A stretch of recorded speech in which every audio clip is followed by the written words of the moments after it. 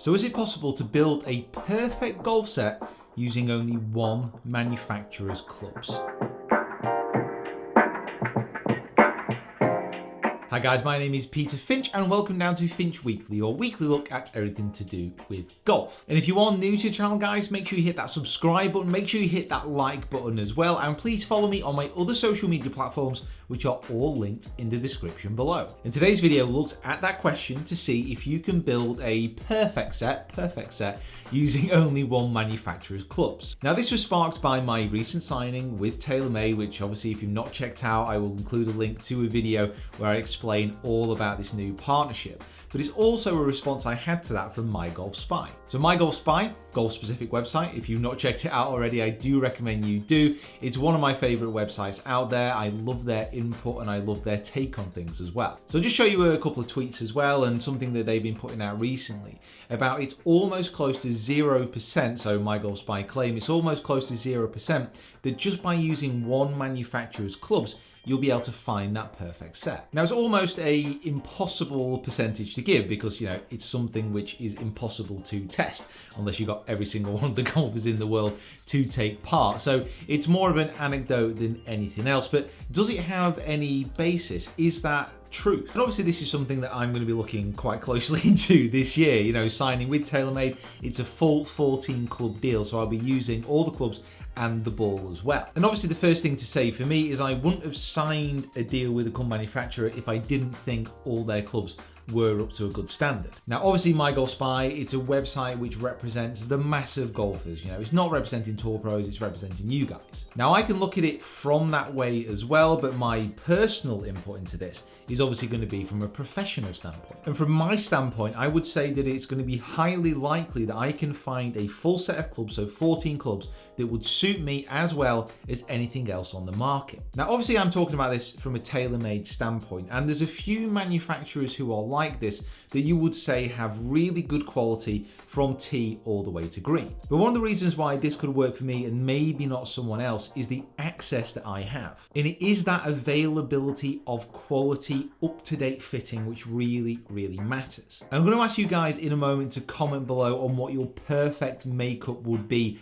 of a bag, but we're going to do it together, kind of, and in a slightly different way. However, let's first look at a couple of examples of players who don't have full deals and then do have full deals and how they work. So if we look at two good friends, so let's look at Brooks Koepka and let's look at Dustin Johnson. So both playing really well. I mean, Dustin's just won WGC and Brooks came second at the Honda. Now, Brooks is using a very mixed set of clubs. He isn't signed to a certain deal. And that type of thing would support the MyGolfSpy argument. But then you have a look at Dustin Johnson, who won in Mexico, and well, he's got all TaylorMade clubs from tee all the way to green. And there are other players from other manufacturers who you could say that about. So you got Justin Thomas springs to mind, Francesco Molinari's just signed up with Callaway, and so on and so forth. You know, you can fill in the blanks and you can name your favorite player within this category. And this is where I'm going to turn it over to you guys as well. Just comment below, do you think it's actually possible to build that perfect set from one manufacturer, or do you think it is a mixture which works best? And remember, I'm not saying there's a right or wrong here, so I'm experimenting down one certain road,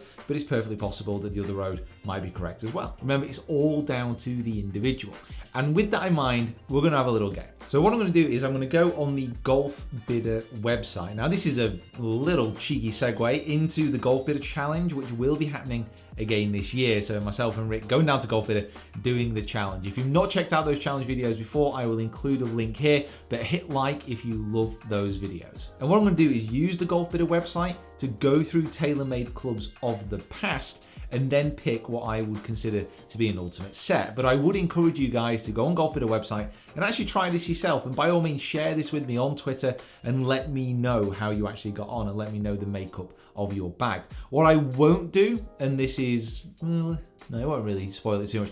I won't pick any of the new TaylorMade clubs because I've not done my full what's in the bag yet, and I don't want to release too many spoilers on that. So here we go. Let's have a look at some golf clubs, shall we? So let's go on to drivers. Let's go on to TaylorMade. So the driver, I'm going to be picking the SLDR. Now the SLDR is still an absolutely fantastic driver. Remember, this was one of the first drivers where they started pushing the CG further forward, upping the loft to add that little bit of launch with a low spin. And when you connect with an SLDR, when you hit it well, it is pretty awesome still. However, it's a little bit uncontrollable off toe or heel strikes because of where that center of gravity has been moved to. So fairway woods, I'm just going to make sure they're on the website. Yes, they are. I'm going to go for the TP Aero Burner. Now, I actually used this 3-wood and it was ridiculously long. Ridiculously long. I don't actually know what happened to that. That's probably in Rick's loft somewhere. So irons. Oh, I've got that limited edition black P790. No, I can't. Ooh. I could pick those PSI Tours, but I've already used those as well. Let's go. Oh, hello. So 2013, the TaylorMade Tour Preferred MC irons. Now, these are a great looking iron from the top. So at the back, it's got kind of like that nut screwed into the back. It looks all right, but from the top, they just look pretty pure. So a little bit of help, but they look very much like a blade.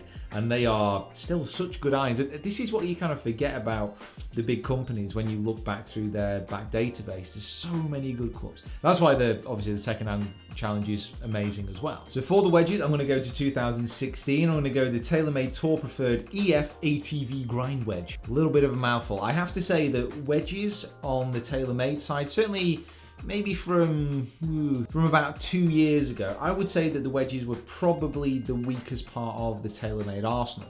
The wedges that I've got at the moment, I have to say, yeah. And then putters, let's go putters. I'd go for the Ardmore, but that is only, it's 2 years old now, the Ardmore, wow. Okay, I won't go for the Ardmore, but I will go, I'll go for the TP Collection Balboa putter. Yeah, these have I? If anyone's seen my TaylorMade Berwick putter, that'll be lovely. I'm not sure where that's gone. So obviously that's my set with the bias towards TaylorMade, but by all means, head on there, check it out and give it a go. And just try and stick to one manufacturer and see the difference in the quality of the clubs as the years go by, and try and find a manufacturer that's been super consistent, super solid over a number of years. I would say that in today's marketplace, the buyer can pretty much rest assured that really throughout the bag, most of the major manufacturers do have that upper end of quality. But going back to what the MyGolfSpy article has said and what they've been mentioning on social media, is it the case that you can go in and just pick one of those brands and absolutely fall in love and find the perfect club in each one of these categories? Like I said, there's no answer to this, but it's fun to ask the questions. It's fun to actually play around with different makeups like this and actually just experiment mentally and if you can physically with these different clubs. So guys, thank you so much for watching. If you are new to the channel, like I said, please subscribe if you haven't already and follow me on my other social media platforms as well. They're all linked in the description below. So guys, thank you so much for watching and I'll see you down here next time. My What's in the Bag will be coming very soon. You don't want to miss that.